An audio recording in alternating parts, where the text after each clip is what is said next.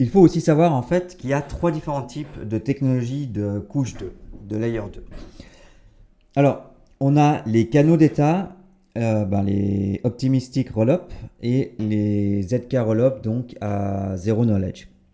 Donc les canaux d'état, en fait, c'est une solution de scalabilité sur la blockchain Ethereum qui permet aux utilisateurs d'effectuer un nombre illimité de transactions, donc tout ça hors chaîne évidemment, tout en ne devant soumettre que deux transactions sur le réseau. Donc en fait la première et la dernière transaction. Alors comment ça fonctionne?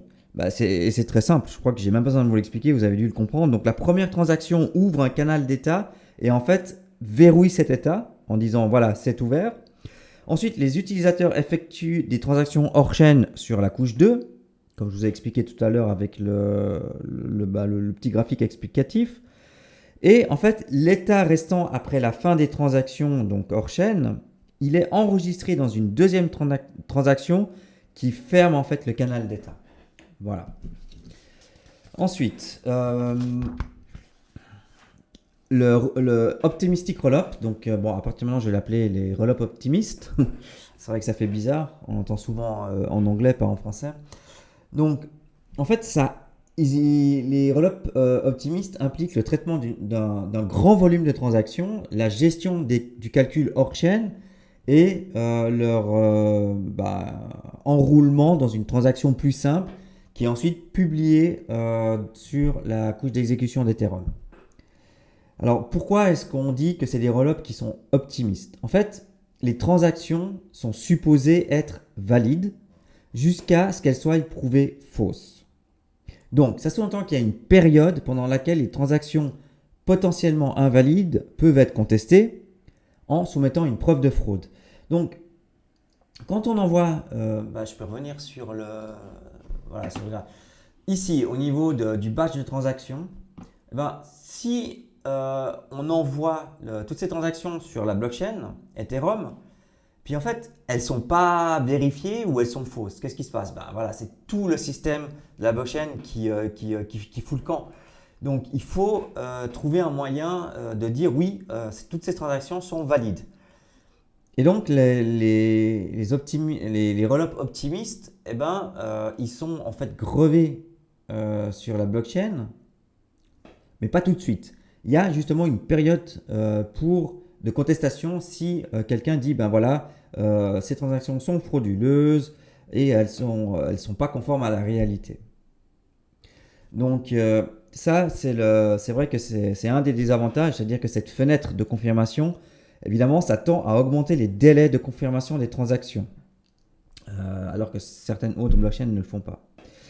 Alors, dans ces exemples de couche 2 d'Ethereum qui utilisent justement des rollups optimistes, alors, vous avez des blockchains qui sont vraiment super connus, hein, Arbitrum, Metis, Optimism, Boba Network.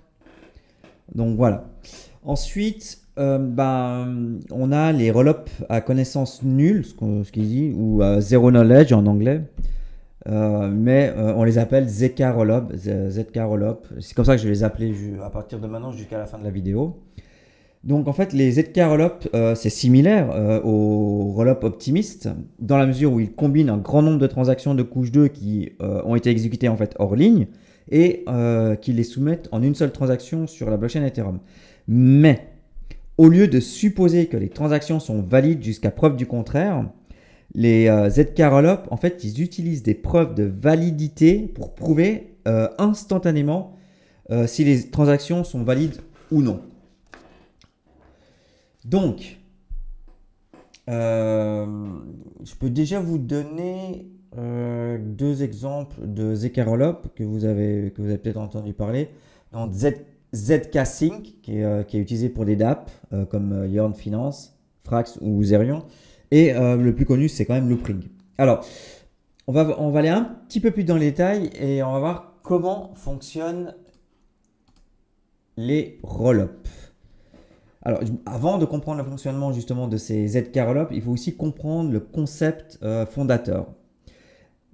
Alors, les ZK rollups sont un moyen en fait de prouver que vous savez quelque chose sans révéler que vous le savez. Pour donner un exemple très très simple, donc vous pouvez prouver que vous connaissez le mot de passe d'un compte Facebook en envoyant en fait une capture d'écran du flux Facebook du compte concerné sans révéler le mot de passe. Voilà. Et là, en fait, vous avez vous avez amené la preuve directement que la transaction est valable. Donc, les avantages des ZK Rollup. Donc, les ZK permettent de garantir une finalité plus rapide en raison du temps limité nécessaire à la vérification de l'état, justement.